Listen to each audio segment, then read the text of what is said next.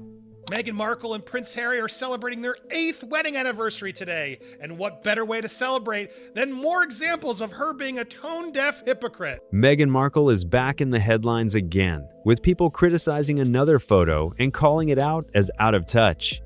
This comes right after her cyberbullying speech, and now some critics are questioning why she continues sharing family moments online, including content involving her daughter.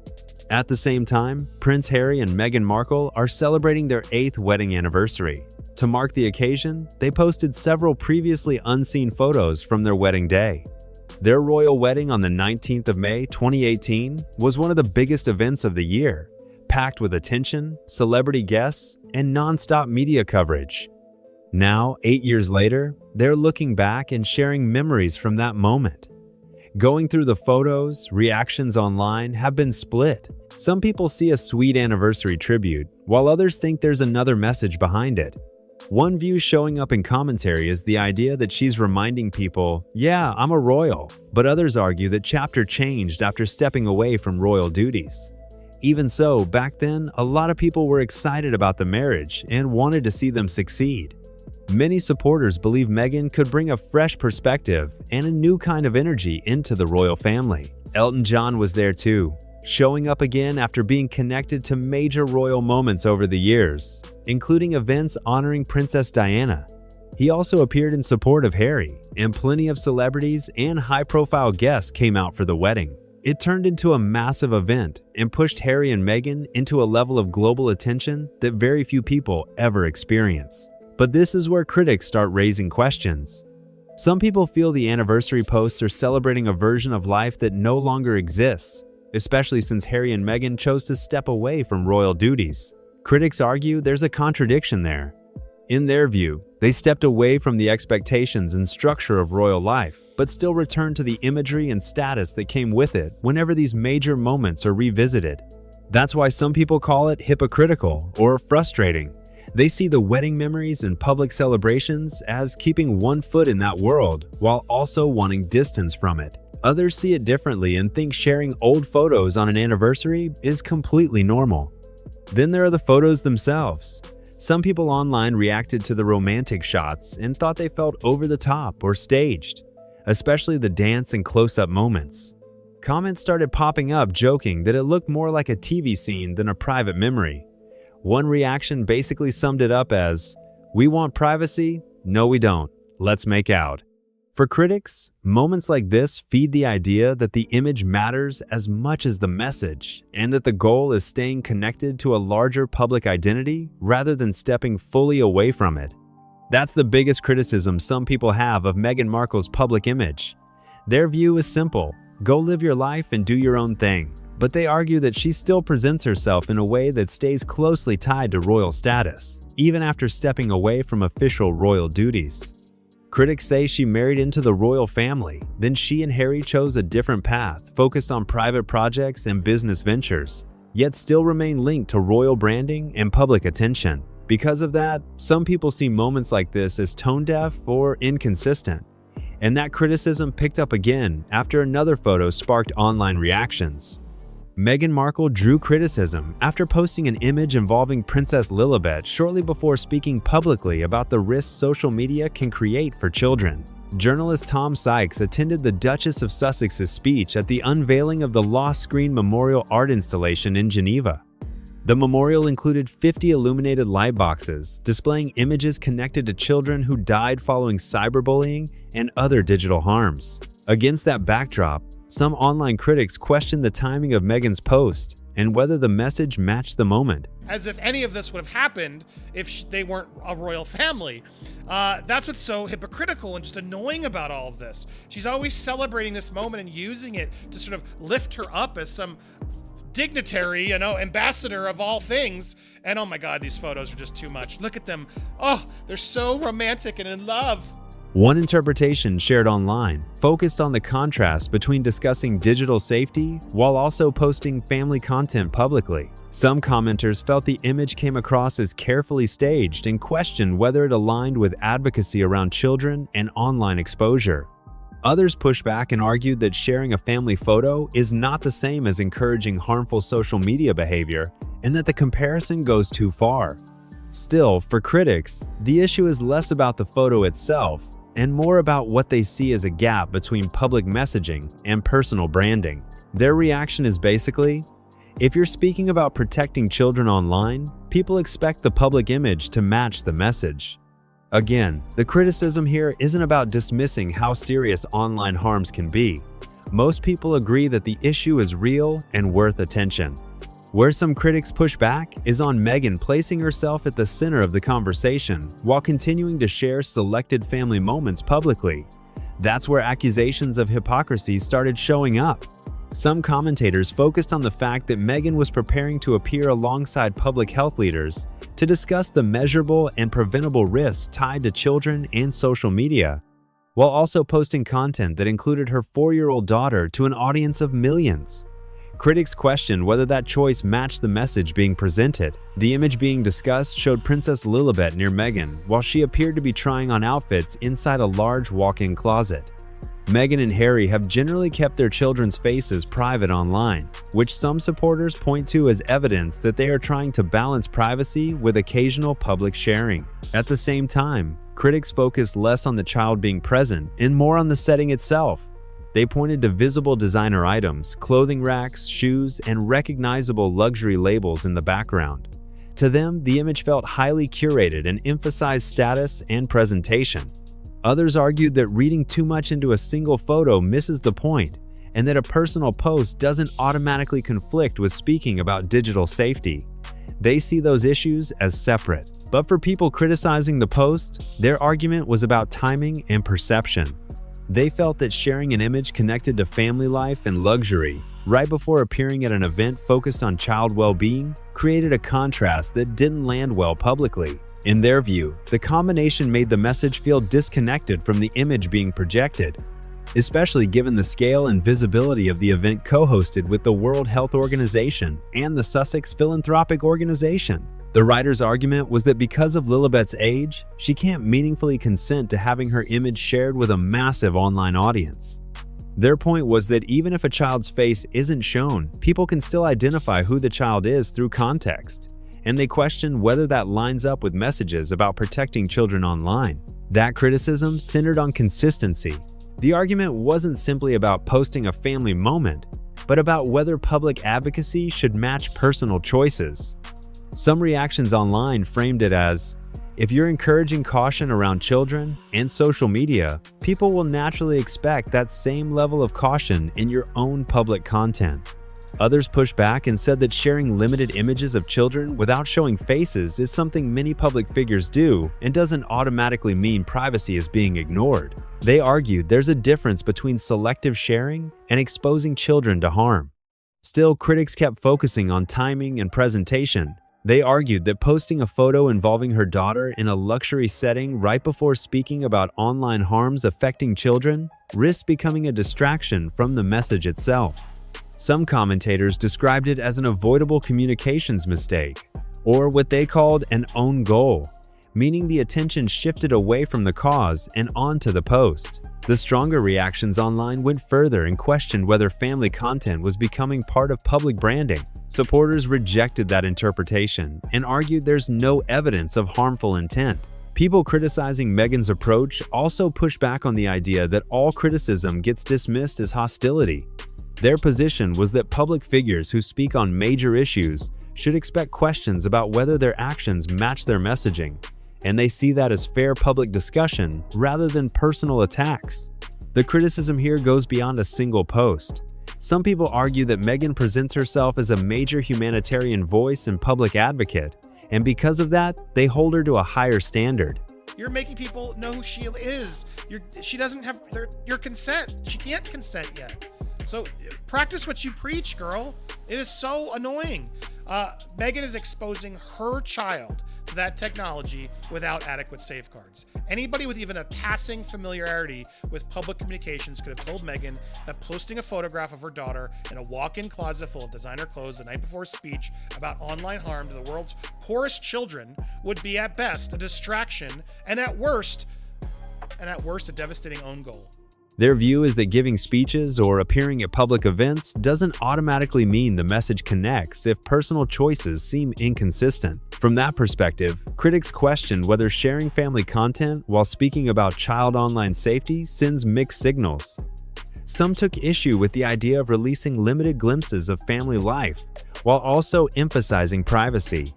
They argued that occasional photos, partial images, or carefully controlled reveals can still generate attention and public interest, even if children's faces are not fully shown. That's where comments about a rare glimpse started appearing online. Critics claimed the selective sharing created curiosity while maintaining distance, and they questioned whether that approach really supports the privacy goals being discussed. Others strongly disagreed with that interpretation and said sharing small, controlled moments doesn't equal exploitation. They argued there's a clear difference between posting family content and exposing children to harmful online environments. Still, people criticizing Meghan focused on what they saw as branding and presentation.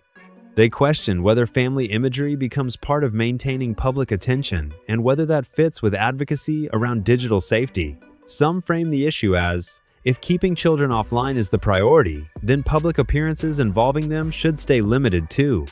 Commentary online also pointed out that the concerns Meghan discussed publicly, such as harmful algorithms and dangerous content, affecting children are not the same thing as posting positive family moments. Supporters say those are completely different issues, while critics argue public messaging and personal choices should feel more aligned. That debate is what kept the conversation going and led some commentators to label the situation as inconsistent rather than convincing. Supporters pushed back on the criticism and argued there's a difference between oversharing and posting carefully selected family moments. One insider's defense was that many mothers share content of their children in a proud and positive way, and that Meghan does it selectively and without showing their faces, similar to other public figures. Critics weren't convinced by that explanation. Their response was that the issue isn't whether the images are tasteful, but who is making the decision. They argued that when children are too young to choose for themselves, public sharing becomes more complicated, especially when the same public figure is also speaking about online risks and child safety. Supporters answered that those situations are not the same. They pointed out that concerns about harmful algorithms, dangerous content, and teenagers being exposed to unhealthy parts of the internet are different from parents posting limited family updates.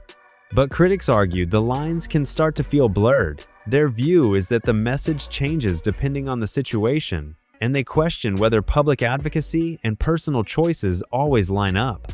The wider point raised in the discussion was about how children today interact with digital platforms. Concerns often focus on systems built to hold attention, engagement-driven design, and exposure to content at younger ages. From the critical side, some people felt that highly polished family content can still create engagement and strengthen a relatable public image, especially when posted alongside luxury settings and carefully curated moments. Supporters rejected that interpretation and said occasional family posts don't automatically conflict with advocating for safer online spaces. And that's why this whole conversation keeps getting attention online. It's not really about one photo by itself. It's about whether public messaging and personal choices feel connected. Critics keep saying that when someone speaks on global issues and takes on the role of advocate, people naturally start comparing the message to everyday actions. For some people watching, the frustration isn't about seeing a family moment. It's about what they see as carefully managed public storytelling. They argue that there's a pattern of wanting distance from public exposure while also staying visible enough to keep interest high. Supporters see something completely different. They say Meghan gets judged more harshly than most public figures and that almost anything she posts turns into a debate. In their view, sharing occasional moments without showing children's faces is already an attempt to protect privacy while still living publicly. But critics don't buy that explanation. Their response is that if online harm is the issue being discussed, then people expect extra caution and extra consistency from someone leading those conversations. That's why reactions keep splitting into two sides. One side sees a mother sharing controlled family moments. The other side sees branding mixed with advocacy and thinks the message gets diluted, and every new post ends up reopening the exact same argument all over again. And that's where the bigger questions start showing up.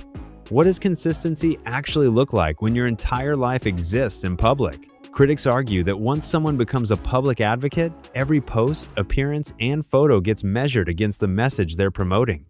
For Meghan, that scrutiny seems to follow almost everything she does.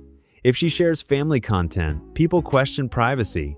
If she stays quiet, people question authenticity. That tension has become part of the public conversation around her and Harry ever since stepping into a different kind of public life. Some commentators say the challenge is trying to balance two goals at once: protecting family life while still staying visible enough to support projects, causes, and public work. In their view, that balance is difficult and almost impossible to get perfectly right. Many mothers share content of their children in a proud and positive manner. Meghan does it tastefully and without showing their faces, just as many other well-known people do, the insider says. This is their justification. Oh, she's doing it safely with her. No, she's making the decision and she's using them as props, while also going out there talking about how dangerous it is. That is a very different circumstance from the mothers of teenagers who have to worry about what content their kids are being exposed to in dark corners of the web. But I find this, she's always moving the goalposts of what she's supporting, what she's doing. Critics respond that visibility always comes with trade-offs, and that public figures can't ask for privacy in one moment and then expect attention to disappear in another. They argue people notice those choices and react to what feels inconsistent. Supporters answer that sharing selected moments doesn't erase the broader message about safer online spaces for children, and that one family post shouldn't outweigh larger discussions around digital harm. That divide is why the reactions stay so intense. People aren't only debating the photo anymore, they're debating credibility, public image, and whether the actions match the values being presented to the audience. What keeps this story moving is that neither side seems willing to give ground. Critics continue saying the issue isn't fame, money, or even posting photos. Their argument is about standards.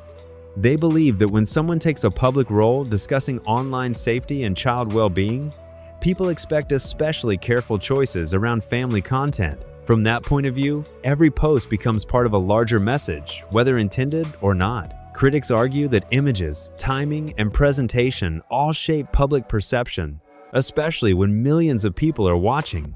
Supporters push back and say that expectation can become unrealistic. They argue public figures are still allowed to celebrate family life, share milestones, and post personal moments without every image being turned into a debate about values or intent. That's where the conversation keeps splitting. One side sees contradiction. The other side sees normal behavior being judged more aggressively because of who's involved. At the center of it all is the same question people keep coming back to.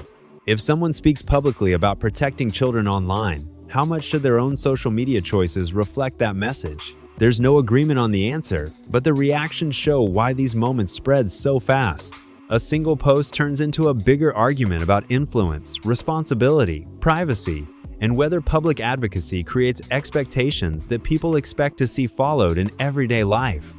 And maybe that's why these debates never really stay focused on one image for long. The discussion quickly turns into something bigger than a post or a caption. People start debating identity, public roles, and whether influence comes with extra responsibility. Critics say that if someone builds part of their public image around advocacy, then audiences are naturally going to compare the message to the lifestyle being presented. In their view, that doesn't mean public figures need to be perfect, but they do need to expect questions when choices seem to clash with what they promote. Supporters see the reaction differently. They argue that people often demand impossible levels of consistency from public figures and turn normal family moments into evidence of something larger than what was actually posted. That difference in expectations keeps the conversation going.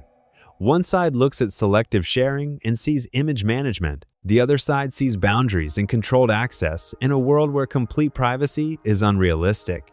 What makes these moments stick is that both sides believe they're talking about responsibility.